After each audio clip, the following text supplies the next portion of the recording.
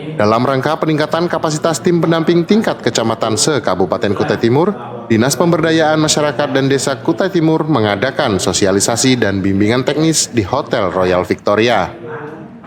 Hadir dalam sosialisasi tersebut, Wakil Bupati Kutai Timur Kasmi Dibulang.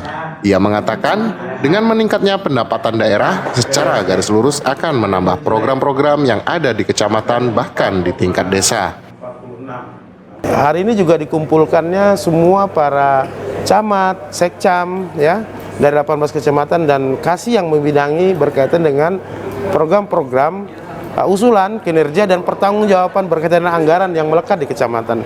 Tadi saya sampaikan, ya, bahwa alhamdulillah kecamatan, alhamdulillah APBD kita ini cukup besar ini, ya, cukup besar prediksi kita. Prediksi kita untuk APBD 2020 saya bisa tembus di angka 4 triliun. Nanti 2023 ini bisa tembus di angka hampir 5 triliun, bisa saja lebih dari 5 triliun. Ini dimungkinkan karena pertama kita akan mendapat support bagi hasil dari sisi kebun yang selama ini memang belum ada secara nasional. Alhamdulillah ada aturan bahwa kita nanti akan mendapat selain bagi hasil migas, ya, dan tambang dan batu bara, kita juga akan mendapat dari sisi kebun. Dan kita tahu bahwa kebun terluas yang ada di Kaltim itu ada di Kutai Timur.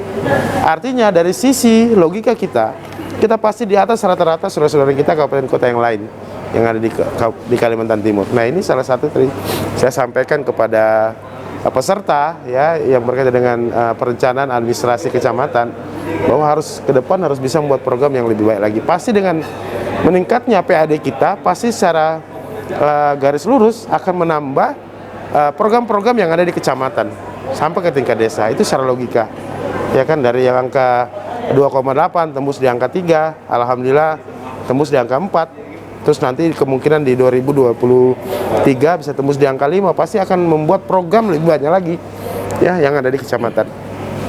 Mungkin itu sedikit Pak terkait besarnya anggaran yang dikucurkan oleh kecamatan hingga desa, terutama di desa ADD maupun DD kita besar, tapi sampai sekarang masih ada kasus penyelewengan DD. Ada himbauan sedikit Pak? Ya, saya minta, kebetulan ini kan pengawasan melekat di Wakil Bupati, ya, secara internal, pengawasan internal.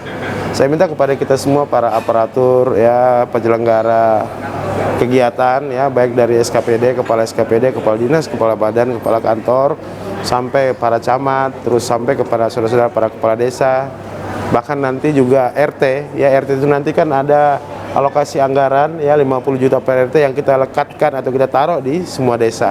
Saya minta gunakan anggaran ini benar-benar terarah, ya, terarah dan terukur untuk membangun kabupaten ini, ya. Karena nggak mungkin kalau anggaran itu hanya melekat di satu SKPD saja, sementara kita ini multidimensi harus kita bangun.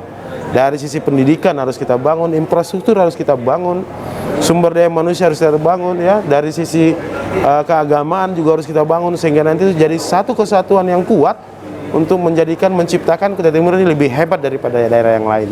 Nah, itu harapan kita semua. Ya.